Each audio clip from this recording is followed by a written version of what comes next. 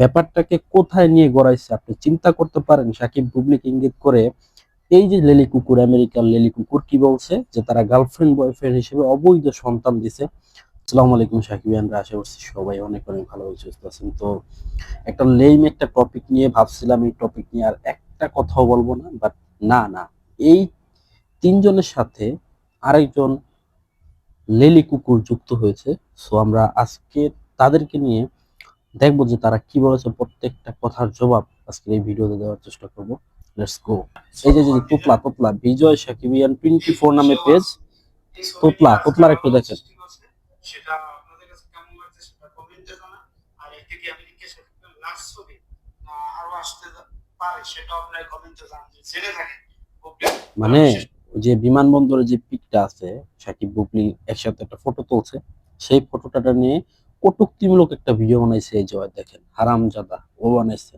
আচ্ছা, এরপরে দেখি লাইভ করছে চারজন নিয়ে, চারজনকে কে আমি একটু সেটা বলি।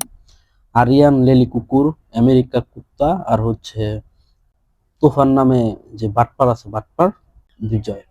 তোতলায় ওর পেজে কি লাগছে সেটা। অপুকে ছোট করে বুবলি ছবিগুলো ছেড়ে শাকিব খানের সাথে বুবলি অনেক চালাক। লাইভে কি বলেছে প্রত্যেকটা কথা শুনি এবং জবাব দিই। কিভাবে ছবি তুলতে হবে, কিভাবে চালাইতে হবে, এটা সুন্দর করে জানে। এই ব্যাপারটা তো ফারজানাতে ক্রিকেটার বাদ দাও, ফারজানা যে একজন ফ্যান হিসেবে সেটা আমি মনে করি ফারজানা একজন গার্মেন্টস ওয়ার্কার, ফারজানা একজন সাধারণ ব্যাকগ্রাউন্ডের, সেটা তো আমি সে কথা বলতে পারেন। আরিয়ান বুঝাইতেছে যে একজন ফ্যান হিসেবে সমালোচনা করছে, বা একজন ফ্যান হিসেবে গার্মেন্টস শ্রমিক হিসেবে ধরে নিচ্ছে, গার্মেন্টস শ্রমিক সেই হিসেবে সমালোচনা করছে। আচ্ছা, একটা বিষয় হচ্ছে ক্লিয়ার করি, একটা বিষয় হচ্ছে সমালোচনা, সুন্দর বাক্য ব্যবহার করে যে কারো সমালোচনা করা যায়। যেটা আপনার ভালো লাগে না সেটা নিয়ে আপনি সমালোচনা করতে পারেন, যে বাংলাদেশের সিটিজেন হিসেবে। কিন্তু একজন মানুষকে নিয়ে অকথ্য ভাষায় গালিগালাজ করা ধরনের সভ্যতা, সেটা আমি জানি না। তারপরে আলটিমেটলি কি হইলো, এই সামান্য ইস্যুটাকে নিয়ে তুফান ভাই ঘুমায়। আচ্ছা,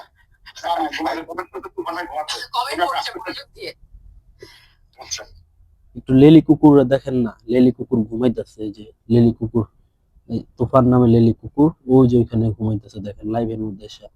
তারপরে বুবলিককে নিয়ে বিভিন্ন রকম কটূক্তিমূলক বাক্য ওরা লাইভের মধ্যে প্রয়োগ করতেছে। আর এই যে সাইটে দেখছেন, এই যে সাইটে, এটা হচ্ছে আমেরিকান কুকুর। তারপর দেখি কি বলে।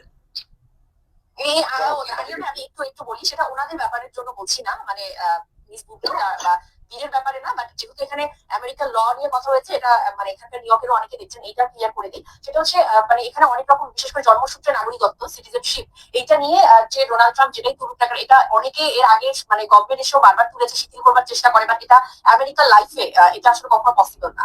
কারণ এটা একটা খুব ভীষণ আসলে ইয়ে কান্ট্রি, তো আপনার মানবাধিকারের দেশ, তো এখানে এটা আসলে কখনোই হবে না। তো জন্মসূত্রে এখানে একটা বাচ্চা, ধরেন কেউ একটা ভিজিট ভিসা এসছে, রাইট, সে এখানকার কোনো কিছুই না, তার বাবা মা, সে প্রেগনেন্ট অবস্থায় আমাদের নিউ ইয়র্কে মানে আমেরিকাতে এসছে, ইউনাইটেড স্টেটসে এসছে, এখানে এসে যদি তার ডেলিভারি হয়, তাহলে তার বাচ্চা ওই দিন ওই মুহূর্তে জন্মসূত্রে এই দেশের সিটিজেন, পাসপোর্ট থাকে। তো এটার জন্য কোনো রকম কোনো কিছু প্রয়োজন পড়ে না, মানে কোনো ছবি বা আপনারা। ও বলতেছে যে আমেরিকার ল অনুযায়ী যদি কেউ আমেরিকার বেবি বর্ন হয়, সেখানে সে নাগরিকত্ব পেয়ে যায়। এটা তো সে পুরানো কথা।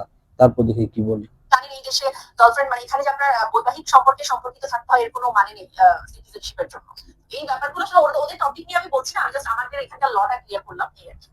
উনি বলছে যে ওইখানে বিয়ে হয়ে সম্পর্ক হয়ে ছেলে মেয়ে হবে, সেইটাই কোনো ম্যাটার করে না। অর্থাৎ আমেরিকাতে অসংখ্য দম্পতি পাবেন যাদের বিয়ে নাই, বাট গার্লফ্রেন্ড বয়ফ্রেন্ড, তারপরে ওরা সিটিজেনশিপ।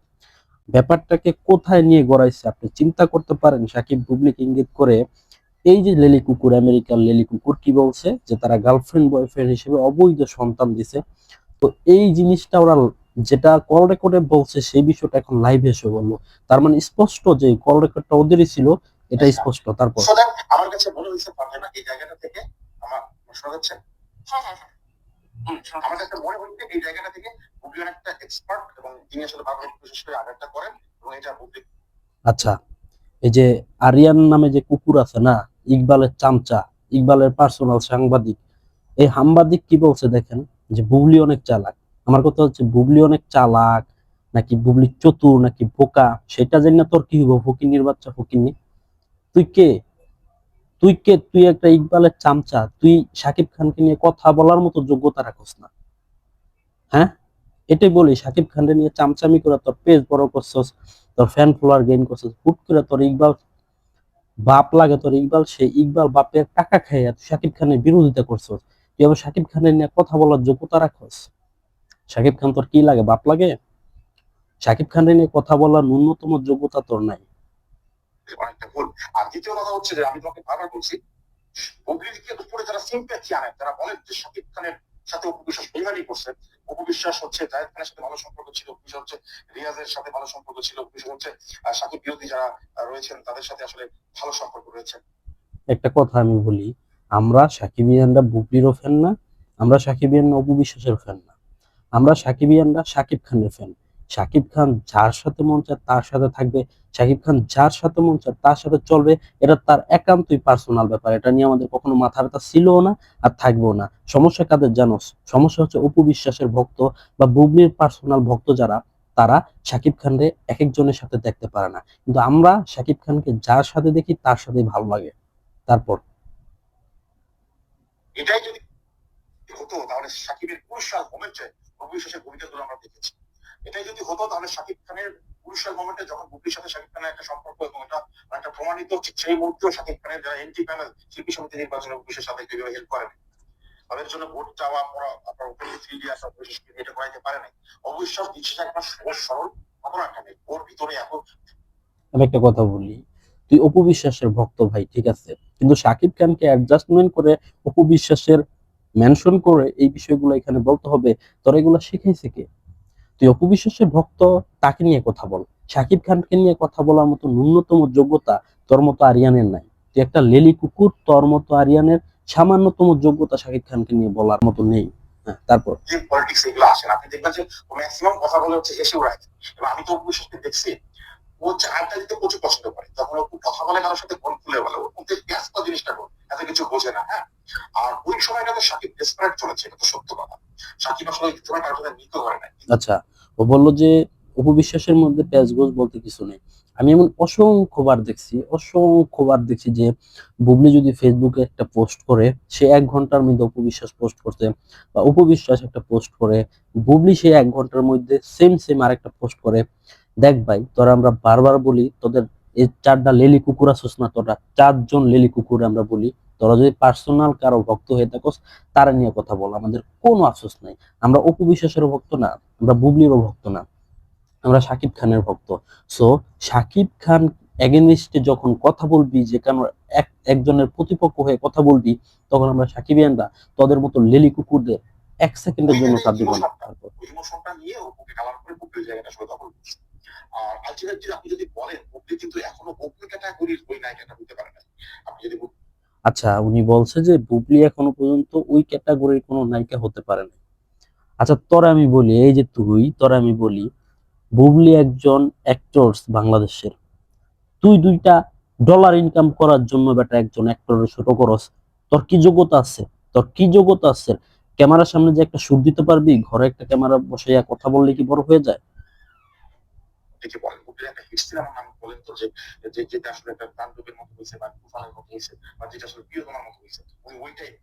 আচ্ছা, তুই বললি যে বুবলির এমন একটা সিনেমা দেখান তো যেটা প্রিয়তমার মতো হয়েছে বা তুফানের মতো হয়েছে। আমি তোরে বলতে চাই, অপু বিশ্বাসের একটা সিনেমা দেখাতো যেটা তুফানের মতো হয়েছে। এমন আক্কেল ছাড়া, মানে জ্ঞান ছাড়া কথাবার্তা বললে হবে না। কারণ হচ্ছে শাকিব খান আগে অনেক পরিমাণ মুভি করতো, নিজেকে সময় দিতে পারতো না, ফিটনেস ঠিক রাখতে পারতো না, বাজেট বড় করে সিনেমা করতে পারতো না।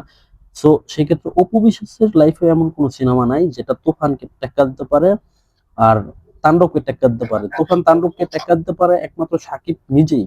এখানে অপু বিশ্বাসের কোনো দায়বদ্ধতা নেই, বুবলিরও কোনো দায়বদ্ধতা নেই। তারপর আব্রাহাম খান জয় আসার আগে ওই সময়টা বাংলা চলচ্চিত্রে যখন নায়িকা ছিল তখন ফাটিও, ওই সময় যে ভাইবটা দিছে ফারজানা, ওই সময় যে ওইটা তো বুবলি তার ক্যারিয়ারে প্রথমে দিতে পারে এক বসগিরি। আচ্ছা, আমি বলি, অপু বিশ্বাস পার্সোনালি অনেক ভালো অ্যাক্টিং করছে একটা সময়, কিন্তু মাঝে মাঝে অনেক ব্যাপার আছে যেটা লেম, যেটা মানুষ মাইনে নিতে পারে নাই। তো সেই সময় শাকিব খানের সাথে তার একটা সম্পর্ক ছিল।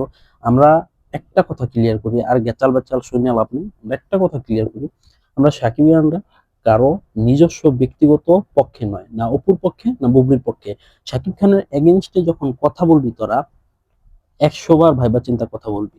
তোরা অপু বিশ্বাসের ফ্যান হিসেবে আইসা সাকিবকে অপমান করস, তখন আমরা মাইনা নেব না। তোরা যদি বুবলির ফ্যান হইয়া শাকিব খানকে ছোট করস, সেটা আমরা মাইনা নেব না। আমরা সাকিবিয়ানরা শুধু শাকিব খানকে ভালোবাসি, মাথায় রাখবি কথাগুলা, চার চামচা। তো সাকিবিয়ানরা আপনাদের কি মতামত অবশ্যই কমেন্ট বক্সে জানিয়ে দিন। দেখা হচ্ছে পরবর্তী ভিডিওতে। Till then, tata.